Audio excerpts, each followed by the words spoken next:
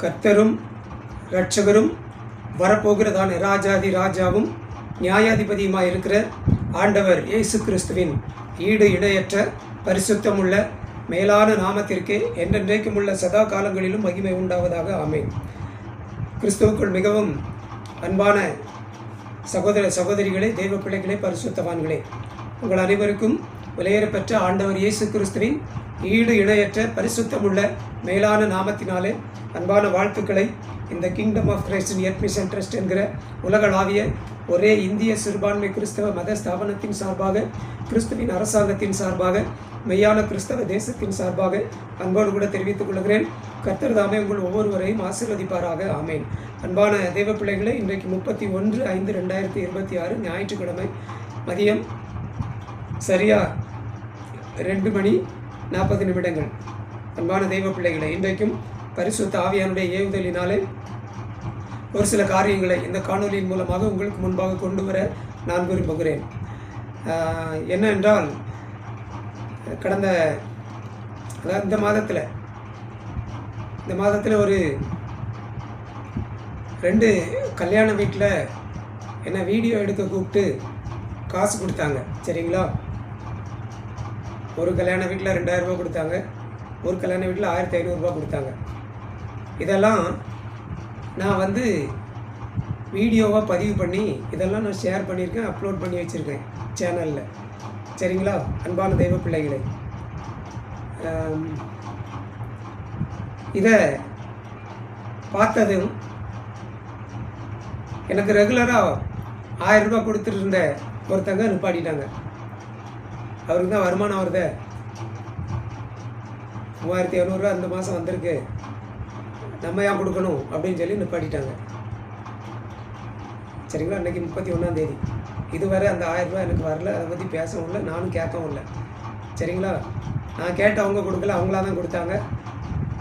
எனக்கு இப்படி பைசா வந்திருக்கு அப்படின்னு நான் சொன்ன உடனே நிப்பாட்டிட்டாங்க. சரிங்களா? கர்த்தருக்கு ஸ்தோத்திரம், எனக்கு சந்தோஷம். சரிங்களா? அப்புறம் ஏற்கனவே பிப்ரவரி மாதத்துலேருந்து ஒரு பிரதர் ரெகுலராக 1000 ரூபா கொடுத்துட்டு இருந்தார், அவரும் நிப்பாட்டிட்டார். அவர் எதுக்கு நிப்பாட்டினார் அப்படின்னு சொன்னால், அது நான் மனுஷனாக பிறந்த எல்லாருமே மரணத்தை சந்தித்து தான் உயிரோடு எழுந்து அதுக்கப்புறம் தான் மறுரூபமாகி போகணும் அப்படின்னு தான் பரிசுத்த வேதாகமத்தில் வசனம் இருக்குது அப்படின்னு சொல்லி நான் பிரசங்கம் பண்ணேன். அவருக்கு அதை ஏற்றுக்க முடியலை. பவுல் சொல்லியிருக்காரு, உயிரோடு இருக்கிற நாமும் அப்படியே மறுரூபமாயிடுவோம் அப்படின்னு சொல்லி பவுல் சொல்லியிருக்காரு அப்படின்னு சொல்லி என்கிட்ட அடிக்கடி வாக்குவாதம் பண்ணுவார், என்கிட்ட பேசுவார். சரிங்களா? கடைசியாக பிப்ரவரி மாதம் நான் அவரை சந்திக்க போயிருக்கும்போதும் அதை பற்றி என்கிட்ட பேசினார். நான் சொன்னேன், பிரதர், எனக்கு ஆண்டவர் வெளிப்படுத்தி தந்திருக்கிற சத்தியம் இது. சரிங்களா? நான் இதை இது பண்ண முடியாது அப்படின்னு சொல்லி நான் சொன்ன உடனே, சரி அப்படின்னா நீங்கள் கிளம்பலாம் அப்படின்ட்டார். நானும் உடனே கிளம்பி வந்துட்டேன். சரிங்களா? அதுக்கப்புறம் அவர்கிட்ட நான் காணிக்க எதிர்பார்க்கவே இல்லை. 2000 ரூபா 1000 ரூபா பிப்ரவரி மாதத்துலேருந்து நின்னாச்சு, 1000 ரூபா இந்த மாதத்துலேருந்து நின்னாச்சு. சரிங்களா? அன்பான தெய்வ பிள்ளைகளே, ஆனால் கர்த்தர் பாருங்க, 1000 ரூபா இந்த மாதத்தில் நிப்பாட்டினாங்க. ஆனால் கர்த்தர் 3500 ரூபா எனக்கு இந்த மாதம் அவர் வேறு வழியில் தந்துட்டார். அன்பானவர்களே, நான் மனுஷர்களை நம்பி யாரும் காணிக்க கொடுக்குறாங்க அப்படின்னு நம்பி நான் ஊழியத்துக்கு வரல, கர்த்தரை நம்பி ஊழியத்துக்கு வந்திருக்கேன். சரியா? காணிக்க கொடுத்தா நீங்கள் எனக்கு நீ கொடுக்காதங்க, என் மேலே பரிதாபப்பட்டு கொடுக்காதங்க. நான் ஓலை வீட்டில் இருந்தேன், குடிசை வீட்டில் இருந்தேன், கரண்ட் இல்லாமல் இருந்தேன், தண்ணி இல்லாமல் இருந்தேன். அப்படி என் மேலே பரிதாபப்பட்டு தான் எல்லாம் பண்ணியிருக்காங்க. இந்த வீடு கட்டி தந்தது என் மேலே பரிதாபப்பட்டு தான் கட்டி தந்திருக்காங்க. சரிங்களா? அன்பான தெய்வங்களே, அப்படி யாருமே கொடுக்காதங்க. யாருக்கு காணிக்க கொடுத்தாலும் அந்த பாசல் மேலேயோ பிள்ளைகள் மேலேயோ ஊழியத்து மேலேயோ அவங்க அப்படி பரிதாபப்பட்டு கொடுக்காதங்க. கொடுக்குறத கத்தர்கனி கொடுங்க, கத்தர்கனி கொடுங்க. கத்தர்கனி கொடுத்துருந்தா இப்போ நிப்பாட்டி இருக்க மாட்டாங்க. எனக்கு நீ கொடுத்தாங்க, அதனால நிப்பாட்டிட்டாங்க. எனக்கு 3500 கிடச்சிது அப்படின்னு உடனே அவங்க நிப்பாட்டாங்க. இனிமேல் வராது.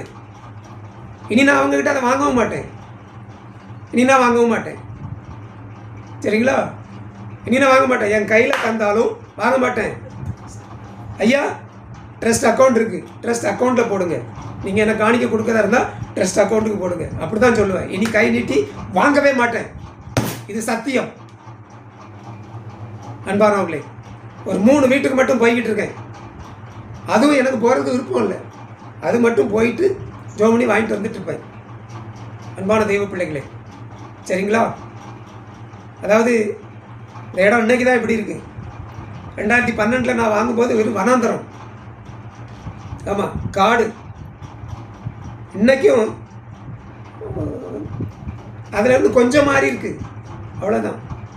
அன்பானவர்களே, நான் இன்றைக்கும் நான் தண்ணி இல்லாமல் தான் கஷ்டப்பட்டுட்டு இருக்கேன். வெளியே இருந்தால் கொண்டு வந்துட்டுருக்கேன். அன்பான தெய்வ பிள்ளைகளே, நான் ரொம்ப இதெல்லாம் நினச்சி ரொம்ப ஃபீல் பண்ணேன். கடவுளே, இப்படி கணிக்கு நிப்பாட்டிட்டாங்களே, நான் என்ன பண்ணுவேன்? எனக்கு செலவு நிறைய இருக்குது. இது பாருங்கள், 6ஆம் தேதி மொபைல் ரீசார்ஜ் பண்ணணும். 6ஆம் தேதி, அதுக்கு 900 ரூபா வேணும். சரிங்களா? நிறைய தேவை இருக்குது. ஐடி ஃபைல் பண்ண வேண்டியது இருக்கும், அதுக்கு 1000 ரூபாய் 1500 ரூபா அதுக்கு வேணும். தேவையை சொல்லிக்கிட்டே போகலாம். ஆண்டவரே, நான் என்ன பண்ணுவேன்? இப்படி நிப்பாட்டிட்டாங்களே அப்படின்னு சொல்லி ரொம்ப 2-3 நாளாக நான் ஃபீல் பண்ணிகிட்டு இருந்தேன்.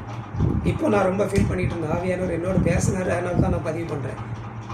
அன்பானவர்களே, நான் இந்த இடத்துக்கு வந்து நான் இங்கே ஜோம் பண்ணியிருக்கேன். என்ன மாதிரி யாருமே ஜோம் பண்ணியிருக்க மாட்டாங்க, வனாந்தரமான இடத்துல. சரிங்களா? அவ்வளோ ஜோம் பண்ணியிருக்கேன். எத்தனை வருஷம் ஜோம் பண்ணியிருக்கேன் தெரியுமா? பைத்தியக்கார மாதிரி ஜோம் பண்ணுவேன். ரோட்டில் போகிறவங்க வரங்களான்னு ஒரு மாதிரி பார்த்துட்டு போவாங்க. இவனை லூஸா அப்படின்னு பார்த்துட்டு போவாங்க. மத்தியான வெயிலில், ஏப்ரல் மே மாதம் வெயிலில், இந்த வெயில்கள் இருந்து ஜோம் பண்ணுவேன். சுற்றி சுற்றி சுற்றி சுற்றி ஜோம் பண்ணுவேன். ஒரு நாளைக்கு 7 தடவை வீட்டுக்கு போவேன். 7 தடவை இங்கே வருவேன். 7 தடவை வந்து ஜோம் பண்ணிட்டு போவேன். மணிக்கணக்காக ஜோம் பண்ணுவேன். 1 மாதம் 2 மாதம் இல்லை, வருஷக்கணக்காக ஜோம் பண்ணியிருக்கேன் இந்த இடத்துல. அதுக்குரிய பலன் தான் இந்த வீடு இன்னைக்கு. சும்மா வந்து வந்துடல அன்பானவர்களே. சரிங்களா? அப்போது அவ்வளோ வெயிலில் நான் ஜோம் பண்ணுவேன். அழுது ஜோம் பண்ணுவேன். ரொம்ப அழுவேன். ஆண்டவரே, வாடகை வீட்டில் இருக்கோம், வாடகை கொடுக்க கூட முடியல. வாடகை அப்படியே அப்பப்போ ஏற்றிடுவாங்க வெயிலில். அப்போ ஜோம் பண்ணும்போது ஆண்டவர் எனக்கு என்னோட பேசுவார். இன்னைக்கு நீ வெயிலில் ஜோம் பண்ணுற, வரும் உனக்கு ஒரு நாள் வருது, ஃபுல்லாக ஏசியை உனக்கு தருவேன். ஏசி வீடு, ஏசி சர்ச்சு உனக்கு தருவேன் அப்படின்னு ஆண்டவர் அந்த வெயிலில் நான் ஜோம் பண்ணும்போது அப்போ என்கிட்ட பேசுவார். சரிங்களா? இப்பவும் அப்படியே வேர்த்து தண்ணியாக தான் வடியுது. ஃபேன் போட்டிருக்கேன், ஆனால் தண்ணியாக தான் வடியுது உள்ள. சரிங்களா? நான் ஏசி வீட்டை எதிர்பார்த்து, ஏசி சர்ச்சை எதிர்பார்த்து நான் அந்த ஊழியத்தை செய்யலை. அவர் தருவேன் அப்படின்னு சொல்லியிருக்காரு. சரியா? நான் அதை எதிர்பார்த்து செய்யலை. அன்பான தெய்வ பிள்ளைகளே, அப்போ ஆண்டவர் என்கிட்ட பேசினார். அதாவது, நீ எனக்காக, என்னுடைய ராஜ்யத்துக்காக என்ன செலவு பண்ணியிருக்கியோ அந்த செலவெல்லாம் நான் உனக்கு 3,65,000 மடங்கு திரும்ப தருவேன் அப்படின்னு என்கிட்ட ஆண்டவர் பேசினார். ₹1 நான் செலவு பண்ணியிருக்கோம்னா அந்த ₹1 3,65,000 ரூபாயா எனக்கு திரும்ப தருவேன் அப்படின்னு சொல்லியிருக்காரு. சரிங்களா? அப்படி நான் ஜோம் பண்ணும்போது, ஜோம் பண்ண நாட்களில் ஆண்டவர் என்கிட்ட பேசியிருக்க காரியத்தை நான் சொல்கிறேன். அன்பான தெய்வ பிள்ளைகளே, சரிங்களா? கர்த்தருக்கு ஒரு நாள் 1000 வருஷம் போலவும், 1000 வருஷம் ஒரு நாளை போலவும் இருக்கிறது அப்படின்னு பைபிளில் வசனம் இருக்குது. சரிங்களா? அன்பான தெய்வ பிள்ளைகளே, அவர் பார்வையில் ஒரு நாள் 1000 வருஷம் மாதிரி இருக்குதான். அதை வச்சு ஆண்டவர் என்கிட்ட பேசினார். சரிங்களா? இது எனக்கு பேசுனது, நீங்கள் யாரும் எடுத்துக்கிடாதீங்க. உங்கள்கிட்ட பேசுனது கிடையாது, எனக்கு பேசுனது. ஆண்டவர் பார்வையில் ஒரு நாள் 1000 வருஷம் மாதிரி இருக்குதான். அப்போ அதை வச்சு ஆண்டவர் என்கிட்ட பேசினார். இந்த ஊழியத்துக்காக, என்னுடைய ராஜ்யத்துக்காக நீ செலவு பண்ணியிருக்கிற காசுலாம் ₹1 வந்து அதை மாதிரி 1000 வருஷம் அப்படின்னு சொன்னால் 3,65,000 நாள். நான் கணக்கு போட்டேன். 1000 வருஷம் அப்படின்னு சொன்னால் 3,65,000 நாள். அதே மாதிரி நான் ₹1 இந்த ஊழியத்துக்காக செலவு பண்ணியிருக்கேன்னா அந்த ₹1 3,65,000 ரூபாயா எனக்கு திரும்ப தருவேன் அப்படின்னாரு. அதுபோல் நான் இந்த ஊழியத்துக்கு எவ்வளோ செலவு பண்ணியிருக்கணும் அதை எல்லாம் அத்தனை மடங்கு நான் திரும்ப தருவேன் அப்படின்னு எனக்கு ஆண்டவர் அப்புறம் பேசினார். இன்னைக்கு பேசுனது இல்லை. சரிங்களா? 2014 பேசுனது. அன்பான தெய்வ பிள்ளைகளே, சரிங்களா? அப்போ நான் ஒரு கணக்கு போட்டேன். சரிங்களா? இந்த இடம் வாங்கும்போது, இடம் 17 சென்ட் இடம் 51,000 ரூபா. அப்புறம் பத்திர செலவு ஒரு 5000 ரூபா 6000 ரூபா வந்தது. அப்புறம் போக்குவரத்து அந்த செலவு இந்த செலவு அப்படின்னு சொல்லி அது மட்டும் ஒரு 60000 ரூபா. சரிங்களா? அது மட்டும் ஒரு 60000 ரூபா. அந்த 60000 ரூபாயை நான் 3,65,000 அதை கொண்டு பெருக்கினேன். அதை கொண்டு பெருக்கும்போது 2550 கோடி வந்தது. 2550 கோடி வந்தது. அன்பானவர்களே, அதையெல்லாம் நான் இந்த இடத்துல இந்த மண் தரையில் நான் கணக்கு போட்டு எழுதி அதெல்லாம் நான் அப்பப்போ பதிவு பண்ணுவேன். இந்த தரையில் அந்த மண்ணில் ஆண்டவர் ஏன்ட்டு அப்படி திட்டவட்டமாக பேசியிருக்காரு. அன்பான தெய்வ பிள்ளைகளே, அதனால் எனக்கு இப்படி காணிக்க தரவங்க நிப்பாட்டிட்டாங்க அப்படின்னு சொல்லி நான் வருத்தப்படலாம் கிடையாது. நல்லதுன்னு நினச்சிட்ருக்கேன், நல்லதுன்னு நினச்சிட்ருக்கேன். சரிங்களா? ஏன்னா கர்த்தர் எனக்கு சொன்னதை செய்வார். சீக்கிரமாக சொன்னதை செய்வார். நிச்சயமாக நான் பெற்றுக்கொள்ளுவேன். அதை எனக்கு ஆண்டவர் சொல்லியிருக்காரு. நான் எவ்வளோ செலவு பண்ணியிருக்கணும், அந்த 60000 மட்டும் இல்லை, ஏராளமாக நான் செலவு பண்ணிகிட்ருக்கேன். அதை எல்லாத்தையும் ஆண்டவர் அதை மாதிரி 3,65,000 மடங்கு அவர் கணக்கு பண்ணி பெருகும்படி செய்து எனக்கு திரும்ப தந்தாருன்னா பாருங்கள், அப்படி தருவேன்னு சொல்லியிருக்காரு. கண்டிப்பாக தருவார், கண்டிப்பாக தருவார்.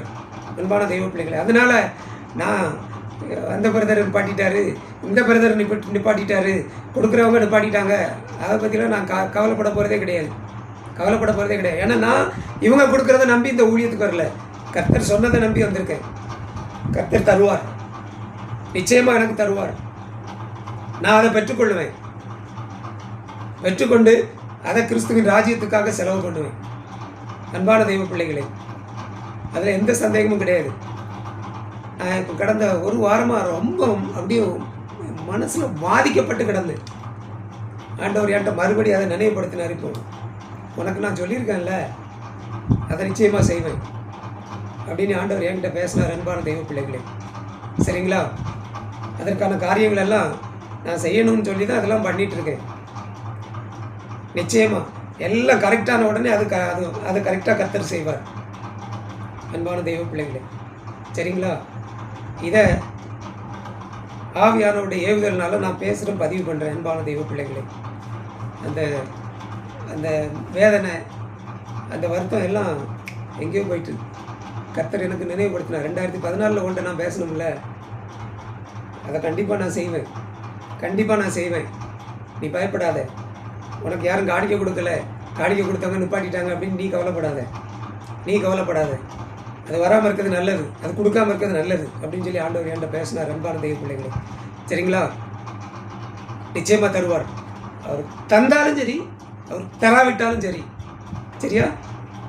நான் இந்த ஊழியத்திலேருந்து பின்வாங்க போகிறது கிடையாது, இந்த இடத்துல இருந்து வெளியே எங்கேயும் போகிறது கிடையாது. அது மட்டும் உறுதி, அது மட்டும் உறுதி. அன்பான தெய்வ பிள்ளைகளே, சரிங்களா? நான் ஆராதிக்கிற தேவன், நான் சேவிக்கிற தேவன், அவர் வாக்கு மாறாதவர், அவர் வல்லமை உள்ளவர். சரிங்களா? அன்பான தெய்வ பிள்ளைகளே, அவர் கொடுத்திருக்கிற வாக்கு தத்தங்கள் எல்லாவற்றையும் நிறைவேற்றுவதற்கு உண்மை உள்ளவராகவே இருக்கிறார். நிறைவேற்றுவார். நிறைவேற்றினாலும் நிறைவேற்றாவிட்டாலும் நான் பின்வாங்க மாட்டேன், நான் பின்வாங்க மாட்டேன். அன்பான தெய்வ பிள்ளைகளே, கர்த்தர் தாமே உங்கள் ஒவ்வொருவரையும் ஆசீர்வதிப்பாராக. ஆமேன், ஆமேன், ஆமேன். Praise the Lord. Thank you Jesus.